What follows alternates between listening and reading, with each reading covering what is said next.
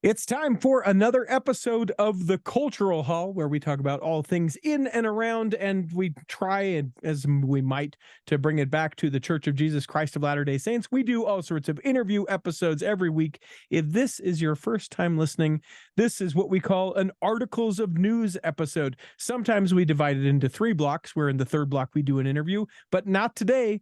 There will be an opening exercises where Mr. Mayor, you'll find out why we call him that, he and I, we will chat for a bit. We'll talk about what's going on in our lives, other things from around the hall, and then we'll take a break and we come back and we do actual articles of news, as many news articles as we can, as we push our way towards about an hour's worth of time. We love having you here. Be sure that you share the show with friends that might appreciate the things that we have to say, our tone, our timbre, our feeling, our emotion, all the things. Share it. That's how the show gets bigger. Mr. Mayor, Andrew Mayer, how are you, sir? I am well. How are you? I'm here. Also well. I'm trying to realize where the summer went, and recognizing that I just that's where that summer went. Keeps dragging on for me. It's hot and it's Texas. It's cooled down to like still over 100, but not 105 and above. Oh, good. Low triple digits. That sounds great. Low triple digits. Yeah. So we've just been a string of over 100, 105 that I couldn't like. Been here 8 years, never had a summer quite this bad. I mean, how hot is it? It's very hot. Perfect. That's how those jokes go. Yeah, because I had something all ready to go for that. You're in Texas now. Since we're starting to get into the tropical storm season, do you ever get impacted? Are you inland so much that you would never get impacted by? Well, we get impacted, but not in the sense, not like typically if there's a hurricane that does hit like Houston, it'll impact us, and sometimes we'll get tornadoes that come off of the hurricane, but and we get a lot of rain, but we don't, like when Hurricane Harvey hit, there was flooding within like 5 miles or 10 miles of us, but we didn't really get anything significant. But we did go, well, I didn't, I was traveling a lot at the time. Christy went down and helped dig people out. And Christy is your wife? Christy is my wife. Yeah. Yep. Oh, nice. My better half. Well, of course. Went without saying. Thank you for just affirming. I like that. That is, as members of the Church of Jesus Christ of Latter-day Saints, when there's the catastrophe and the person says, church is canceled, go help people. Yep. I understand why we can't do that all the time, but I think here in the state of Utah, I don't know that we've ever done it. In fact, the closest I can think that we ever have done it is one time in my old ward. We did sacrament meeting, and then when we got to elders quorum, the elders quorum teacher, or maybe it was the president, I can't remember at the time, said, there's an emergency in our ward. 89% of the people are not attending. Let's go find these people. And so we divided up the ward list and went out during elders quorum to go and see who we could find and let them know that they were cared for and stuff like that. That was unique, but I've never done anything like that since. In Ogden, after we moved, but it's in my ward that I was in Ogden, I know that there was a big windstorm, took down a lot of trees a few years back. And I know that the ward shut down and went and took care of everyone's trees when that happened. And there was power outages and stuff like that. So, I mean, it happens. It's probably more rare. The closest thing I can think of is COVID, right? When everything just shut down. So. Sure, but that's not at all the same thing. No. I'm just saying that's the closest thing that Mr. Mayor here for the observations of not the same things. He'll be here. That's right. All hour, ladies and gentlemen. That's right. He'll be here if that's the challenge. Maybe no, please no. You'll have a challenge not doing it anyway, that to challenge you to do it. Come on. I have to tell you this. Very exciting. I have been talking about like what the next thing might be. Like for you, Yeah, I've been seeing that on Facebook, for and the I've been career, right? I don't know what yeah. the next thing may be. Right now, I DJ at events and weddings and stuff like that. So you're basically Podcast a consulting. professional partier. Yeah, yeah. There ain't no party like a Richie T party, because a Richie T party don't stop. That's right. I do the podcast coaching and editing and consulting and all those things, right? I'm going to add another thing to it. I would love it, actually, if you guess. What would you think that I might be adding to that list of arrayed services that I already do? Gun consultant. Gun consultant, gun Yeah. enthusiast, Firearm consultant, like concealed weapons teaching courses. yeah, There it is. that's right. That sounds like right up your alley. Yes, that's right up my old alley. I am going to be officiating weddings. Nice. Like you're getting like over the internet and like giving weddings and doing that. I am already an official minister from the American Marriage Ministries. Cost me $35. And there's got to be people who think that that's going against your priesthood. There's got to be. I'm sure there's someone. Sure. Right in at the contact at theculturalhall.com. And I can say that because I don't check that email, so Richie gets to see please send it along. No, here's the deal. I actually I considered it that might be a thing, right? Affiliating with another group or whatever. I spoke to my bishop. I said, "Hey, is there an issue?" He said, "No." What? No. So if there is an issue, it's on him. I mean, like it's got to be against the values of the church to be a problem, right? Sure. And like getting people married, is that against the values of the church? No, I don't think so. But you do bring up an interesting question. Yeah. If I officiated a same-sex marriage, am I in any sort of trouble? Would that be an issue? I bet you there's people who would think that. I personally wouldn't. I doubt that would be an issue. I mean, there's nothing. I don't think that there's anything in the handbook, but I think there's probably things that could be interpreted one way or the other, and might be that way. But I mean, I don't see a problem with it. Do what you want. Yeah, thank you. You're gonna teach me a correct principle and let me govern myself. Thank you. But I'm very excited because I've already booked my first one. Now, awesome. I already technically done one once because someone needed an assist, and I was like, yeah, I'll get it. But this is like my first legitimate. We sought you out. We want you to officiate our wedding. So like you could do the whole thing with weddings. Like you can go from all the way from DJing to up and giving the whole thing. And I would enjoy that, actually being an officiant at a wedding, as long as people allowed me to be a little silly. Yeah. Yeah. Well, you get a brand just like anything else. Yeah. Right? You're the silly guy. If they want the super religious, monotone guy, that's not you. So people will. Well, I would be silly with an element of heart, because that's how I'd be. That's who my brand would be. That's because that's who. What would your brand be as the officiant? The party officiant.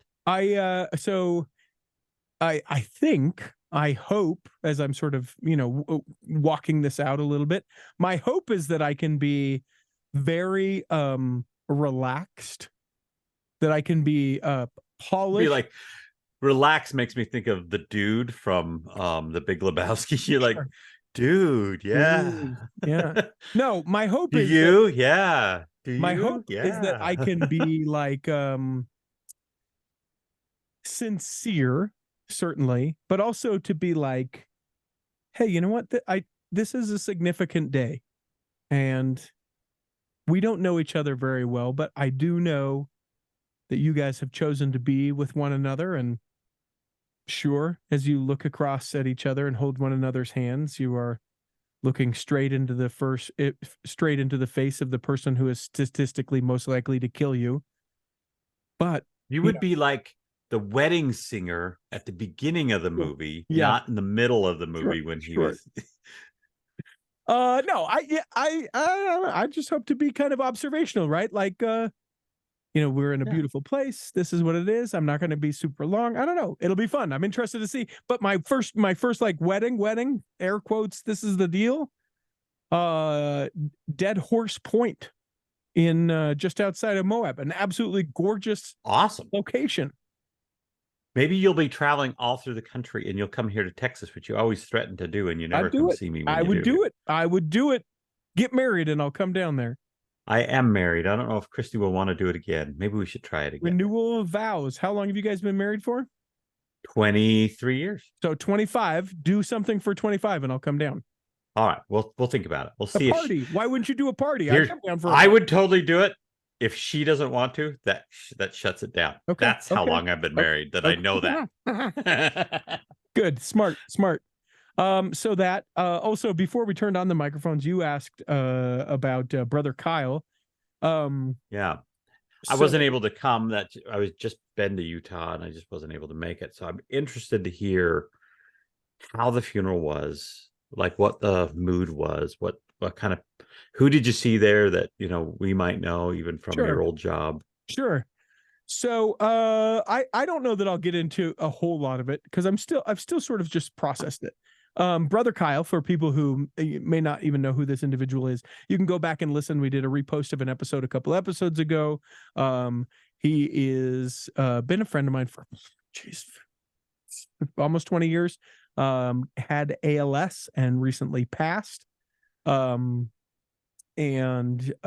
he was a co-host here in the Cultural Hall for, I think, like 6 or 7 years, which blows my mind. I didn't realize it had been that long. But known for his sort of irreverent humor, his large heart, and the sincerity of which he would reach out to people, co-hosts, other co-hosts, especially when he knew they were having a rough time, and made that personal connection there. So I loved being able to joke around with him. The literal thing that I will miss is being able to make inappropriate, irreverent jokes with him and have him just be pleased. Other people get it and we laugh, but he was just so well pleased with those inappropriate, irreverent jokes. And like, for instance, I saw him a couple weeks before he passed. I don't think that I thought that he was going to pass when I saw him. I certainly didn't. And I sit there and I talk with him, and because of the degenerative disease that ALS is, he wasn't able to speak, or not really. He actually was able to ask me how my wife was and ask me how I was, and that was about all. And you had to really pay attention to like what he was saying, right? So, I visited with him, stayed for a while, and then I left. And then as I'm driving away, he messages me on Facebook Messenger and says, "Hey man, sorry I talked your ear off. Great to see you." Like, it was that sort of, irreverent, uncomfortable, just hilarious humor. And so that's the thing I'll miss, his funeral. So Just Joni, a previous co-host of the Cultural Hall, her and her husband Hottie Haas were there. Janae Knight was there with her husband. My wife came with me. We saw DJ Rob, who I found out, in addition to Kyle passing away, that he was in fact a DJ. I didn't know. He was there. Let me think of who else was there. Annette Luthi Lyon was there as well. I think just solo, and she came in a little bit later, so she didn't sit with us. And then obviously Kyle, his family, and all, a bunch of friends. Sure. He was an avid biker. I would say that's the majority of the people that were at his funeral. Everyone have those like spandex clothes on, because wasn't there a bike ride and everything? Yeah. So the processional, or whatever you call it, when they take the casket from wherever you do the service to the graveyard, they did that as a large bike processional, not like motorbikes, like bicycle bikes, and it was easily over 100 people who rode. It was incredible. And so his ceremony, like his funeral, it was very sweet. He made 3 videos at the end. He had made 3 videos that we watched. One was to his wife, whom we've had in the Cultural Hall, and you can hear an episode with her. One is to his son, and one was kind of for everybody else because he knew that he was going to pass. And they said, "Hey, you know what? You can share that with him." A lot of pictures. The soundtrack of his funeral was incredible. He was a big new waver, so he had just the perfect songs for all of the moments. And I mean, that's how I came in contact with him, is through Radio from Hell. And so, I mean, absolutely, he would be. I mean, his style of music fit that. spot on. So, And there's some of that stuff that you're like, okay, whatever. Like he knew it. He knew the right song, the mood, all the things. Just incredible. And it was sad. Here's the deal, though. So I found out via, I think, his wife's post on social media that he had passed. And I instantly was so very happy. I was shocked, but I was gleefully happy. And the hardest part about the whole thing for me was that I felt that. Like I felt like, oh, you know you what? felt guilty feeling that way. Yeah. I felt like I should feel really sad, or like angry, or like whatever. But I honestly, I was just like, that's so great. Even with his humor and everything else, you could tell he'd been suffering. Yeah. His videos that he posted were an interesting thing, because it was amazing that he kept posting them on YouTube, even till what I think 2 or 3 weeks before he passed was his final video. And you could see his life in him, but you could see how his body wasn't holding on to that life anymore, which is sad, but happy that I can see what you mean. So what else is so I just felt bad. I felt bad that I felt so happy for him, because I just know he's not in pain anymore. He's not all the things, right? And it's just like, that's what he wants. That's what he wanted.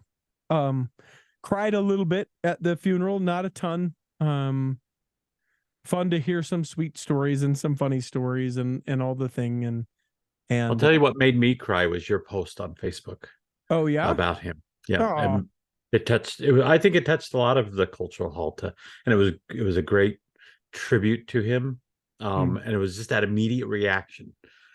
And I was pretty soon after you found out, because you posted that he passed away, and it was, I can't remember, it was an hour or two. You posted, and it was vulnerable. You know, expressing that front door, the vulnerability. Yeah, so it was great. Well, thank you. I appreciate it. Certainly, I wasn't, trying for anything. No, you were really was just a thing where, if you were trying for anything, it wouldn't have been as moving. Right. It just struck me, and it's got me thinking. Anytime someone passes, I think about a couple of things.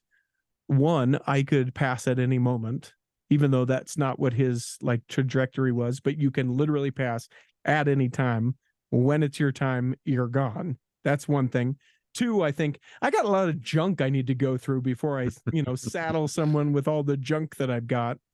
And three, I think, am I doing today, and I'm going to butcher, there's some quote from somebody, I don't know, one of these things I listen to, that it's like, if you knew that today was your last day on earth, would you do the things that you've set out for you to do today?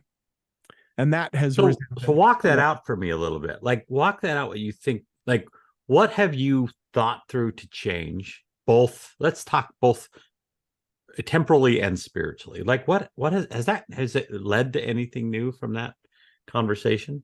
So I have thought about it a lot. As far as action, quite frankly, no. And that's a thing that I'm a little bit frustrated about. Only because, I deal with, and I think I've shared this, but maybe not. I deal with a little bit of anxiety. And so I do a lot of things out of the fear of not doing the things. Not because I need to do the things, not because it's the end of the world if I don't do the thing, but I think that it's the end of the world if I don't do that. Well, you just described my last few weeks. We could talk about that in a minute. But. Yeah. So to that point, I just think, man, you know what? No, I don't. If I were to have passed away today after doing any of the things that I did, like I feel good that, like, I treat my wife well. We lead a good life as far as, I'd be able to have her taken care of. I feel like I've done some pretty amazing things that I could look back on and hopefully have changed lives of some people, right?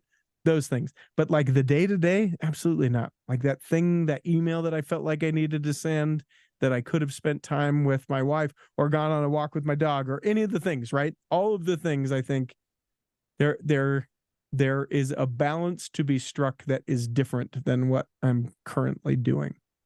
And well, the reason I ask is because when death comes with me, I usually don't get an action from it. What I usually end up coming up with is more of a concept that eventually maybe lead to an action. Okay. Like this concept of like maybe I've neglected something, or maybe it's just more like I see that my flaws more when after someone's passed or when there's been significant and I'm more introspective, and that's why I was just seeing if you were able to be kind of and again, it usually doesn't lead to immediate action, and nor do I think it should. I think when you become introspective, like let's say when my dad passed away, I started looking and going, what kind of examples did he have with me that I'm not living up to? And I spent probably a good year or two pondering that thought, and it did lead to new ways of being eventually, but it was more this general thought process that it brought up to it. And so I think it taught me more principles than it did specifics, and specifics come later, right? So I guess I would say one specific thing that I have not yet done but plan to do shortly is to have a will, which I don't have. And then secondarily, I am going to do a video that starts out, well, if you're watching this, I'm clearly dead. Yeah, that's a perfect video. I hope I died in a cool way. I hope you should have like 5 different videos. If I died in an accident, here's this one. Yeah. If I was killed by my wife, here's this one. Yeah. No, I made the deal. My wife's not going to kill me. She's just going to take more money into divorce rather than kill me. We've made that deal. That's perfect. That's perfect. No, but to my wife, assuming she's still my wife at this time. If I died of cancer, here's this one. Yeah. So I'm going to do something like that because I think that that's a spot on. I've let my family know that for a funeral service, who I want to do what, and I have fully funded a side savings account for. I want permission to stand in the back of your funeral, just dressed as the Grim Reaper. Yes. Just that. I won't say a word. You have to do it on stand in the back. You have to do it on stilts, or you're not allowed. Yeah. Okay. Totally. I'll have to practice. You'll have to give me a little bit of notice when you die. I don't know. How will I know? So I've got a savings account, and this is legitimate and literal. This is a thing I have done. I have a savings account that has enough money in it to pay for the mariachi band, which will, when the prayer is done after my funeral ceremony. Like in Three Amigos, like that. Perfect. See, and that's when I'll bust out of the Grim Reaper outfit. Yes. Yep. And then I'll have a Three Amigos outfit underneath, totally appropriating and being totally inappropriate. Yep. And just do my worst dance. Yep. So, all the things. Okay. I'm agreeing. That is the one thing that I plan to do. Now, sir, I have spoken very long, and I do want to make sure that as people know, this is an Articles of News episode, that we will get to Articles of News. But if there is something pressing, something that you say, I need to tell people about this, aside from sweating to death in the heat, the hellish heat. Well, I'll just tell you the thing that I've been obsessed with over the last few weeks that probably has made my wife go, what the heck? So it's actually been going on longer than that. Like I started thinking about this about the time of my surgery last year, and then I've just been putting it off, and it just keeps coming back up in my. I have never done the good Mormon thing and created an emergency preparedness plan at my house. Okay. And so I began a full-on 72 hours kit / bug out bag for both of our family and their dogs and everything else. And I have gone nuts about this. I told Christy a few weeks ago, I'm like, I've been thinking about this for a while. By the way, I've been looking at all these products. And all of a sudden it turned into all the YouTube videos that I've been watching are that. She's like, I've noticed something's going on, because all of a sudden all the YouTube videos have turned into survival this and prep. I mean, I look like a crazy nut if you look at my YouTube videos and all the stuff around my house. But I have successfully built 2 very good, they're not too heavy, not not too much, but very good survival kits. And now I've got to learn how to use all the crap again. Sure. So now that's the next wise, man. What a great invention. So I've gone crazy and building the whole, like, I'm not done. Like, we're gonna get the whole 1-year supply. We're gonna get the whole thing. We're gonna go. You're gonna dig I've under got the your bug house out to make a now. bunker. I got it. That's right. Bunker is the And next now we got to thing. figure out the hunker down. So the bug out, we got that.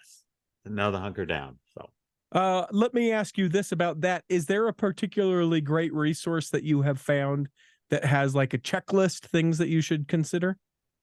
Well, there's a bunch. I'll send some to you afterwards. Some For the links show notes. to some stuff to the show notes. So there's been a few. There's a great YouTube channel I've been watching, and it's called the Corporals Corner. Okay. It's this military Marine Ranger, special forces guy, who he's been home from whatever war or whatever military tour he served in, whenever, and now he does solo outings in the woods where he does bushcraft and survival, and he'll buy the equipment and he'll try it out and he'll live on it, whether it's good or bad, and he'll tell you what it's good. And it's quite interesting, the kind of stuff he builds for a single night out in the woods. He'll build a little shelter, he'll condo cook food, kind of like he's built some pretty interesting little shelters for one, and he does it in a day, does it solo outing in the wood, and he'll go out and, I mean, he must own or have a friend who has this property, so he goes out there but he takes the stuff and he saws it, and he takes the knife and he'll do it all. He'll do the bow drill, he'll show you the different methods of fire starting. Cool. I mean, it's pretty cool. Corporals Corner. For you preppers out there, which I know if you're part of our culture, there's some of our listeners who are definitely preppers, and if you're not, you're probably thinking about it, because that's what our culture does. Sure. So, just promise me this: you won't go overboard. Like, I know that you're excited about, but like, I never go overboard. If people start talking about like dark spirits and zombies, and I was thinking about like picking a list of people who are bad, and and then having just a little bit of, they're not real people anymore, and then picking them off. I'm just kidding, not really. That's the whole lore. I'm just channeling Chad Daybell. I'm sorry. Abort. Unravel. But here's what I am going overboard on. There's one thing. As I was doing this, I never got my eagle when I was a kid. In fact, I was so close to my Eagle Scout Award. I didn't do my project, and I didn't do the communications merit badge. That's it. Everything else was done, but I didn't do those 2 things. And I did those. I finished that at like 14, and then did nothing for the next, and then just let it die. So I've decided I'm going to redo my entire Eagle. But I'm going to tweak a few things because I'm an adult now. But I'm going to do all this stuff, and I'm calling it the Phoenix badge, the Phoenix Scout Award. Like, I like it. Rebirth kind of idea. Yeah. So out of the ashes badge comes the Phoenix. And I'm going to post about it. I'm going to put it on my blog. I'm going to go through the whole process. So that's something that's big. So it came out of this. I'm going to do my Eagle, but it's not going to be Eagle. It's going to be the Phoenix badge, which is. I love it. I have long thought that a group called Man Scouts would be kind of fun, and it's just a group of people who have serious life regret about not getting their Eagle Scout, so they're able to do Scouts. That's what this is. It's Man Scouts. That's right. So that anyone who wants to join me, follow me on there. I will go through it. You can follow along. You can do it yourself. What's your troop number? I don't know. We have to come up with one. Will there be camping? There will be, absolutely. There will be Dutch oven Pete Cobbler? Well, I would assume so eventually, but there will also be survival training. There'll be knot tying. Get this written down, because I'm working on it right now. Like, I have it written down. Like, I'm not kidding. If you saw the amount of stuff that I obsess over, you would. Well, you probably know me by now. So. Your poor wife. Let's take a break. When we come back, we're going to do actual articles of news. All right, so we talked a lot in the first block. We've got too much. We went over. The bishop was like telling us to get down. Yeah, they didn't ring the bell until anyway. Let's do some actual articles of news. Hit it, Peter. And away we go. So much news to share. Let us start here. I have found great obsession. I don't know. I am fascinated. Let's go there with the growth of the church in Africa. 4 new Area 70s have been sustained. One that was a former mission president of the Nigeria Port Harcourt mission. His name is Victor Obasi. Kenneth Pambu, who is from Freetown, Sierra Leone. He formerly was a stake president of the Freetown, Sierra Leone stake. Kofi Sosu from Kumasi, Ghana. He's assistant chief technical officer, town and country planning, formerly served as the president of the Kumasi, Ghana stake. And Chimaroki Udieki from Enugu in Nigeria. He was just an elders quorum president prior, former bishop as well, district president, high counselor, stake president, and is now called to be an Area 70. So they called these gentlemen because they're like, man, the growth is so much, we need to have people that can oversee all that is going on. And I just think it's incredible. The amount of growth that we've seen just in the last 10 years in Africa, like that's where the temples are. That's where the temples are going. That is where a lot of church money is being spent. And I just think it's incredible. So that is where I wanted to start and did. So that's a cool news story. I mean, it's great. I don't know if I realized how much it was growing until there was a recent article I read about it. I was really shocked. Well, I'll give you another, for instance, just as a couple weeks ago, 130 stakes in the West Africa area were involved in in service projects in 9 countries. Over thousands of volunteers. How many temples are there? I think there's only you're going to make me sound like an idiot. Corey K. Ward, where are you? My guess is Johannesburg, right? There'd be one. And you've got the 2 that are in the Congo, and then there's the Republic of Congo. I mean, there's probably a dozen, but I'm telling you, in the next 10 years, you're going to have 50, 70 more temples there. Yeah, that's why I'm like, that's place to watch for new temples. That's be interesting to see General Conference to see how many African temples get announced in the next few years. And just massive amounts of growth. They talk about in this article, service projects, 9 countries, thousands of people.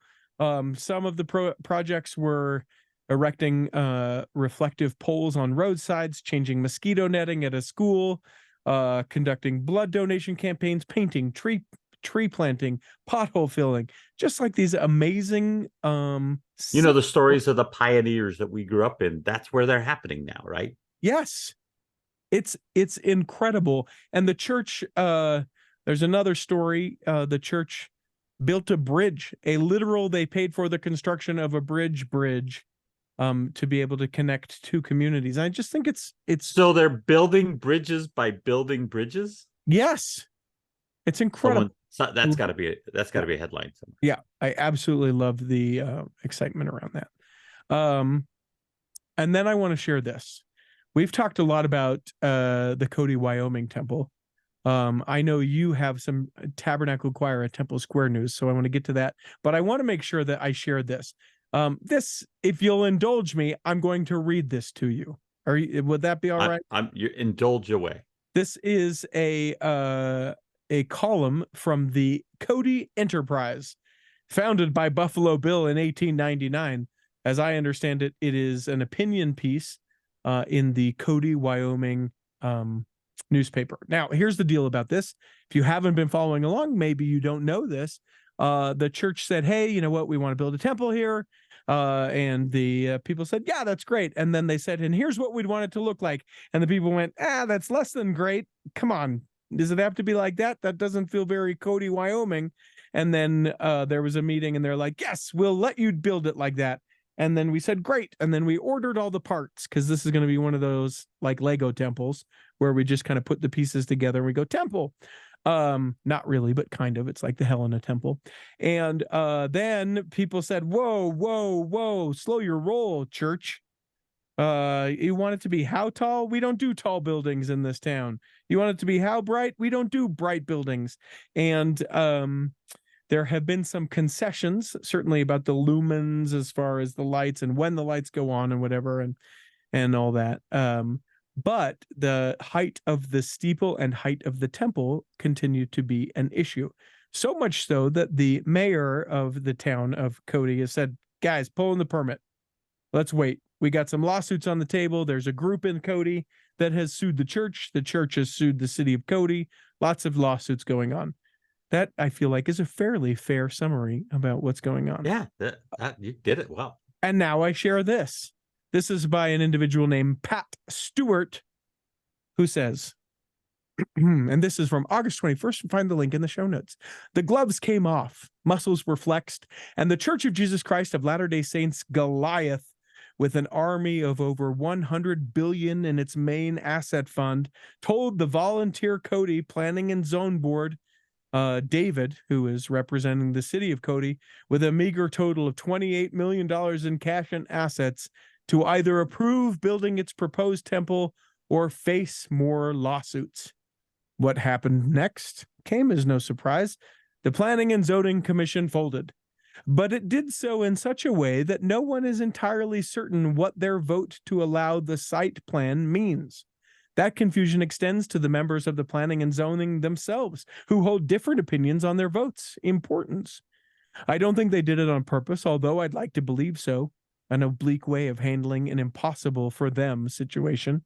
Yet, serving on a county board as I do, I know how easy it is to innocently mistake the wording of motions. Besides, all of this steps around the core issue. Opposition to the site plan has never been about the building of an LDS temple in Cody. Indeed, one would be welcome.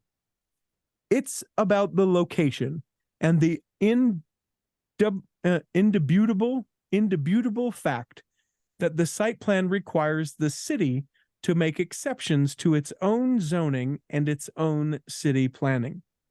One thing is for sure, the LDS project managers are satisfied with the planning and zoning vote, letting us know that they interpret it as allowing everything in the original site plan. That would include, they say, the tall tower. They are ready to break ground. For their part, local LDS congregants have also accepted the vote as a fait accompli, being gracious in their stated appreciation to the community. It's going to be such an asset, they say. It will be a jewel in the town's cap. They assert ignoring the fact that it could be an asset and a jewel in another location. More, it would be welcomed, serving as a unifier instead of a divider. Where does that leave us? One congregant is quoted as saying that her friendships with non-Mormons will recover, thereby acknowledging the deep divide that the LDS project managers have created in our community. Worse, presuming they win in the end, they'll leave Cody with a structure standing not as a testament to their religion or to God, but as a highly visible, impossible to ignore monument to conflict and a reminder of how a giant religious group succeeded in intimidating a small town. There's the real problem. The structure itself will make it impossible to forget or to heal. Thus, we'll be left with no winners, only losers. Thus, you have to ask if a church that prides itself on winning friends and comforts is proud of its position here. If the church leaders in Salt Lake City truly want to build and maintain a festering sore in the Bighorn Basin, particularly when it is all so very, very unnecessary. And why? Why must the temple pieces sitting behind YTEX, that's in reference to the temple pieces that are there on the property already, ones that would have been welcome in a multitude of other locations, have to be assembled exactly where the final structure will violate both the spirit and the substance of city planning and evoke strong local opposition? I've been told that God chose a location, so no place else will do. True? Somehow, I think God has more serious matters to contend with in this world, where another bully like Vladimir Putin feels free to indiscriminately kill men, women, and children where? I won't go on. Well, one good thing may come out of this, a recognition that the city put its appointed planning and zoning board in a situation that should only be handled by elected officials who are responsible to the citizens. We can all be happy that city council members are grappling with this issue and hope they find a resolution. To use another metaphor, such a restructuring of the planning and zoning process will probably end up as a case of closing the barn door after the horse thieves have been, but not gone. So I appreciate a well-worded statement for sure. And the thing is, I don't know about the big. So let me back up a little bit. Like, I know that, like, the Salt Lake Temple, the legend, the Mormon myth, the, you know, whether it's truth about it. Here is the place that we shall build. Okay. Here we will build the temple of our God. Thank you very much. Very well done. Right out of the movie. So was that the thing there? Yes. Was that the thing in Cody? I don't know. There was opposition in the Tooele Valley with the temple there, and so much so that the people said, all right, we'll move it. The church said, we'll move it. And so it's interesting to me here, the Heber City Temple, the Heber City one is trying to get exemptions for lighting. And I just, there seems to be like an arrogance, you know, maybe like rules don't apply to us. And I mean, there definitely is. I mean, we're wielding the power to get our way, and there's some people, you can make the argument that, like, this will be a benefit to the community, just like that is in there. But is that always needed to be in the place that, you know, I don't know. But there's more to it than God said it, because the reason they're choosing certain places is economics, location, how it looks, all those things. I'm not saying that God doesn't guide and direct, but if I understand Revelation the way I believe it runs, God is usually saying, well, that's fine, just, you know, or that's good. Yes, and once in a while he'll say, absolutely, that's the way it is. You're going to go that route. But that's not what happens all the time. Most of the times the answers to prayer comes in little, short, small ways, and with a lot of my own discretion in there. God's not going to command us in all things, right? So I we have to take responsibility over some of those things. The one step further to me is it's what goes on in the building, guys. Listen, like, I know we want them, and they are a tribute there, the house of the Lord, just like it says on the side. I don't want them to be, you know, eyesores. I don't want them to be unattractive things. I don't want them to have no lights. I'm not being ridiculous, like, but I just think that, like, it goes a long way when you pay respect to the place where you're trying to do this thing. Now, I don't think that we should be bullied. You know, it has to look this way, says the city. You know, it has to be an earth tone. It can't be white. It has to, you know, all those things. I think that there's a level of compromise. It does seem, though, for the church's credit, and this does seem that there was an initial agreement where the church felt like, hey, we bought this property under this understanding. Sure. And now, for whatever reason, whether it was their fault, our fault, someone in the community's fault, it does feel like there was a switch on them. So now the church is battling for the location and the real estate that they purchased. But you know, I think that there is both sides to the story, but it ultimately will look like the David and Goliath against the church. Yep. You know. Yep. So that is my news. What have you? That is your news. My news is, with all the stress and anxiety that we just drummed up, and that you experience in your world, the Tabernacle Choir at Temple Square at the end of July, and so it's been a month, and I didn't even realize because I was there when it was released. They released a new single, and it's actually tearing up the charts in the category of the Tabernacle Choir's category, but on Apple Music and all the streaming services, it's called A Lullaby, and it is beautiful. It's by composer named Ryan Murphy, and he's the assistant to Mac Wilberg. Oh, so there you go. Yeah. I should know that. You should know that. I'm should know surprised that. actually that you don't know that. I do know that, but for whatever reason, it didn't like click, right? But the words is from a poem called "A Lullaby" by Eugene Field.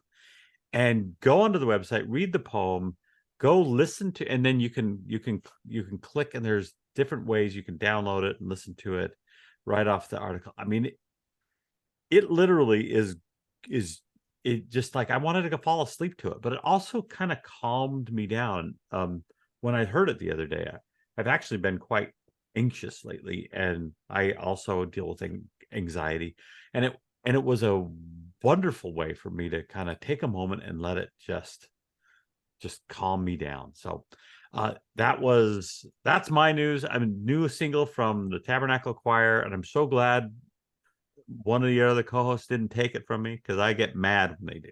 Sure. You get very violent. I do. I start calling people names like you dummy, doo-doo head, stupid brain. Dumb. All right, let's get into some bad news. All right. Some would call this the Mormons behaving badly. All right, I did it. No, just kidding. You did not. You did not do any of these things. This we'll start lighter. If you got younger ears, we're not going to be salacious in these things, but we are going to talk about some heavier, not great stories that have come up in the last little bit. Might be a time to pause it or fast forward or whatever you do. Come back if you'd like. Again, we talk about all things in relation to the church, so as it will. You've been warned. Taylor Frankie Paul, Utah influencer, you find her on the TikTok. She has pleaded guilty to aggravated assault after an incident with her boyfriend at her Harriman home this last February. We've talked about that incident a few times here. On October 25th, she pleaded guilty to aggravated assault, which is a third-degree felony, with the other charges, that being of 2 counts of domestic violence and 1 count of child abuse, another of criminal mischief. Those have been dismissed. She was accused of hitting her partner, putting him in a chokehold, throwing furniture around the home, and one which apparently hit one of her children in the head. According to charging documents, Paul's partner told Harriman police they had an argument. When he tried to leave the house, that's when Paul began to hit him. So you can see the video if this is a kind of thing that you like to watch. I know that's some people's thing. It's not necessarily mine. You can find it. It is available. We will not put that in the show notes, but you can certainly find it out on the internet. Sure this wasn't a new Housewives episode? Yeah, it feels like that in the nth degree. Anyway, I don't think that she's serving any jail time. She is going to be on I want to say that she's going to be like on home or house arrest, and she has to complete both mental as well as anger classes, programs to be able to be rehabilitated. So that is one of these stories that's just terrible that we're going to talk about. Another, you say? Can I give you another? I'm looking forward to another terrible one. A former lawyer, local scout leader, and church leader who lived in mid-state, who already pleaded guilty in Virginia to charges of assaulting a child, now faces abuse charges in Pennsylvania. We've talked about this gentleman before. Sean Gooden, a lawyer, formerly served as a local leader with the church in Lebanon County, was involved with the Boy Scouts because of a previous partnership with the church and scouts. He pled guilty to charges in Virginia of assaulting a child that dates back to the 90s, and now they are alleging that he assaulted a child in 2000 in Berks County. So he is now going through that, and may he get what is coming to him for doing a horrible, terrible thing. We move to the next one, which was a former youth leader for the Church of Jesus Christ of Latter-day Saints, sentenced this last week for possession of child pornography. He was also known to support Tim Ballard and Operation Underground Railroad, which fights against sex trafficking. According to court documents, Eric Mosteller 58, was convicted after pleading guilty to 2 second-degree felony charges of child sexual exploitation, sentenced to 250 days in jail and up to 4 years of probation. The child pornography he possessed shows exceptional depravity with infants and toddlers. Originally charged with 10 counts, was shortened to 2 counts with the deal that he made in the plea deal. He was invited to be involved in a movie premiere about Tim Ballard's Operation Underground Railroad.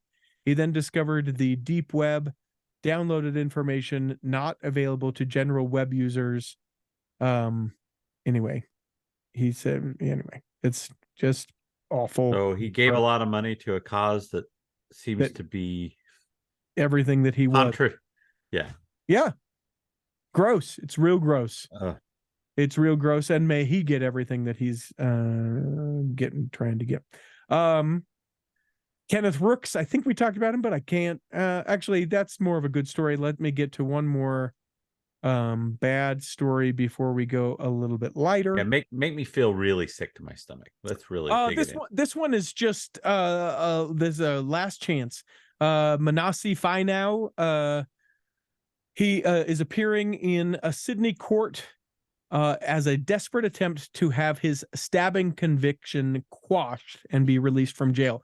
Guy was in a church parking lot over in Australia with a couple other guys. He was a rugby player, could have been one of the up and comers.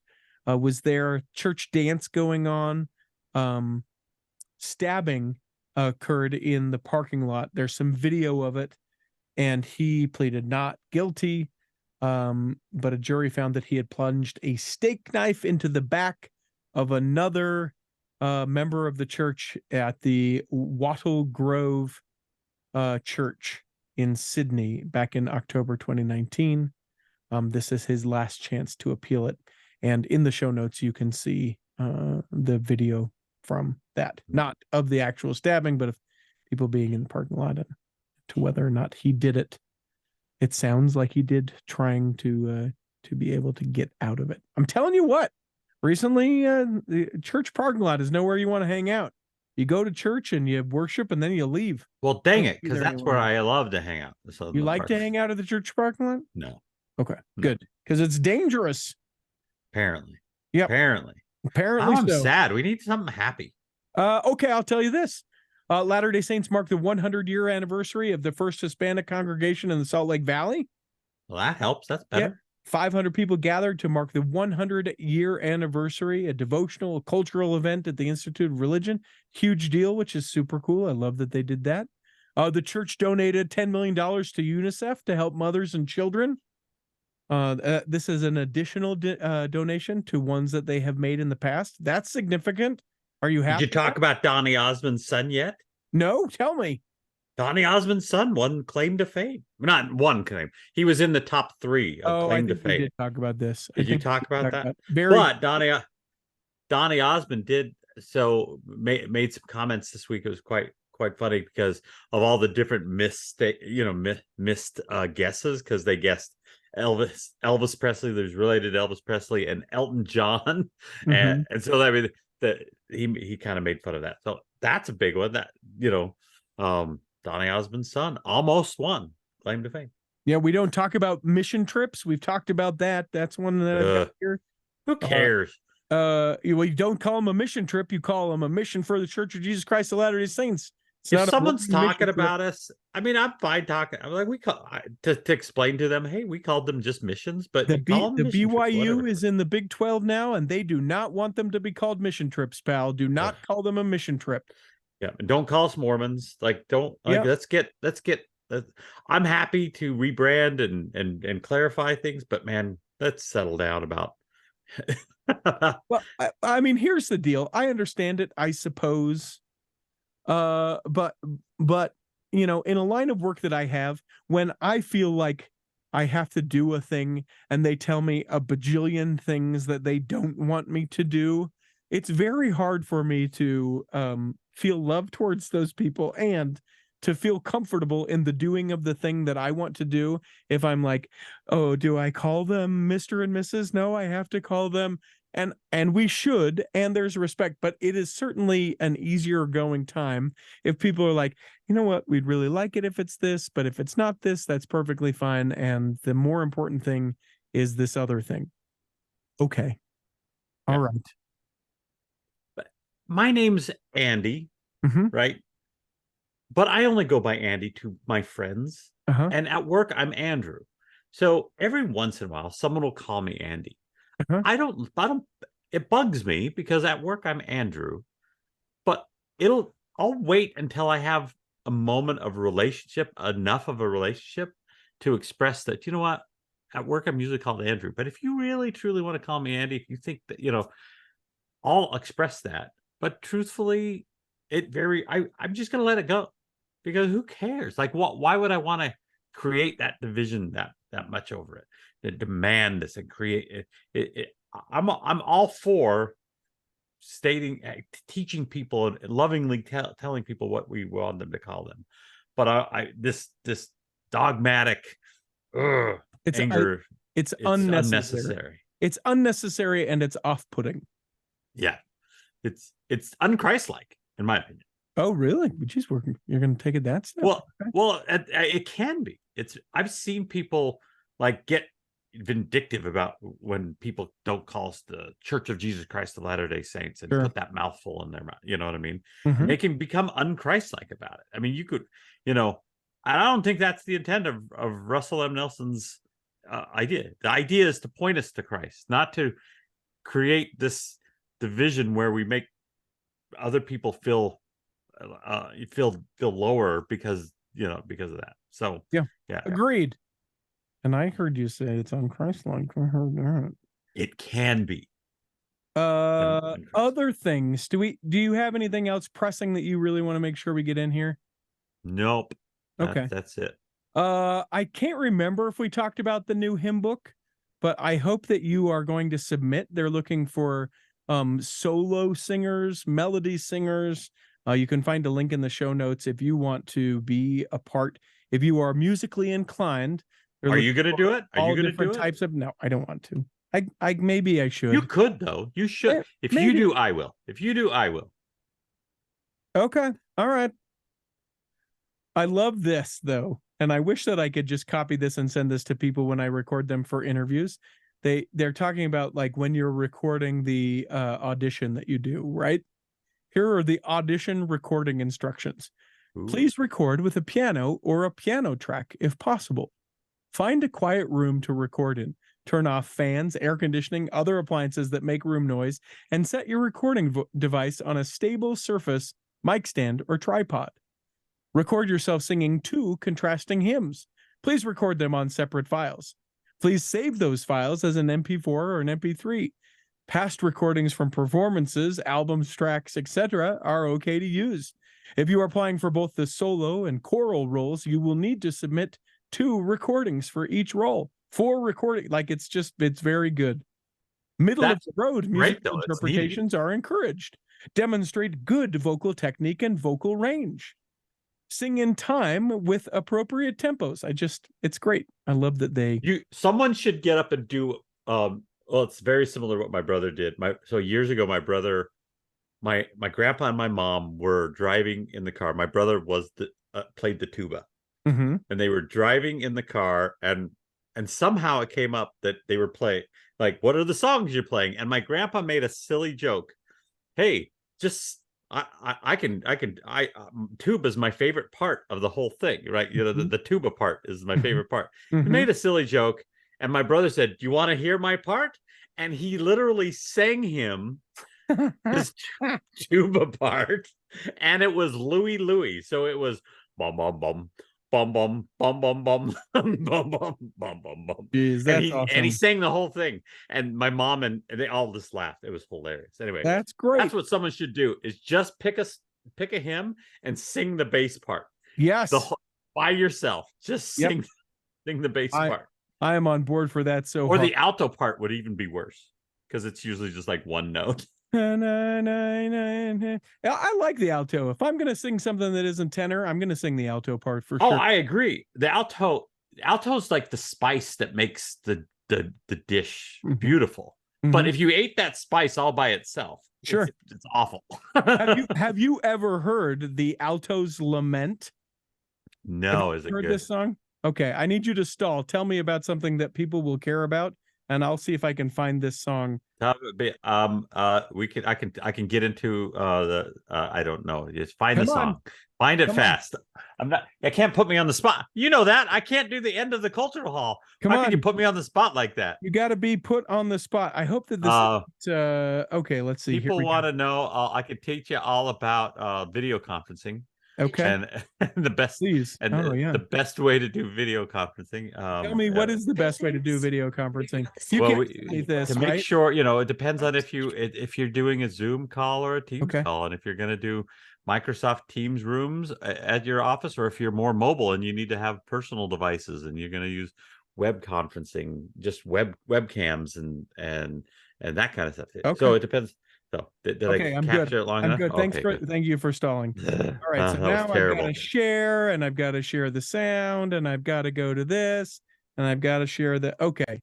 So now I've got to make sure that the sound sounds good.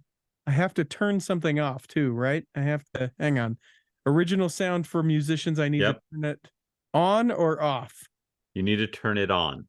Okay, turning it on. The noise suppression is disabled. Here we go. This is great. I'm not editing out any of this. This is the Alto's Lament. You're not sharing anymore. So now I got to go back. Okay, I'm getting it. I'll get there. Here we go. So now the Alto's Lament. Please let this not have any bad language in this. I've had much good luck as a performer. I've been cast in almost every show. From Carousel to Hair on Broadway, I was there. But you'd never know. You might have picked me out last year in Phantom, or underneath my dirt in Miserable. But if you tried to pick me out from all the voices in the crowd, I am certain that you must have had a problem. My plight is quite familiar to those that tread the boards at the Niederlander, Schubert, and Rialto. And though I've got a great high C,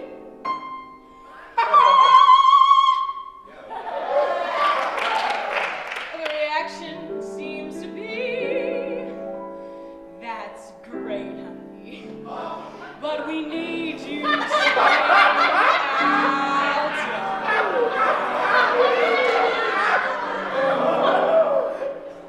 Please, give me a chance to sing melody. Give me a crack at the tune.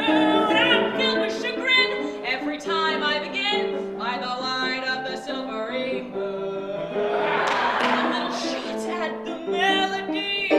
Give me a moment to shine. I'm sick of can't help loving that man of mine. Ta-da! So, kind of fun. It's a little bit long to get into it, but that's the Alto. That's awesome. Yeah, you've never heard that before. It's great. It goes on. I'm gonna share it with my wife when I get done. Yeah. It is a link in the show notes if everybody else wants to listen to it. And a shout out to Callee Miles, 368 subscribers on her channel. Go and subscribe and tell her, oh, you did great. So fun. What a great time that was. Congratulations, Callee Miles. We hope that this episode has nourished and strengthened your body. And if you're not healthy enough to listen this week, you'll be healthy enough to listen next week. And that when the time comes, you'll be able to travel home in safety. In the meantime, we'll be saving a seat for you on the back row of the Cultural Hall. I can't believe you did it right. I did it. I had it right here in front of me. Boo. From memory, sir.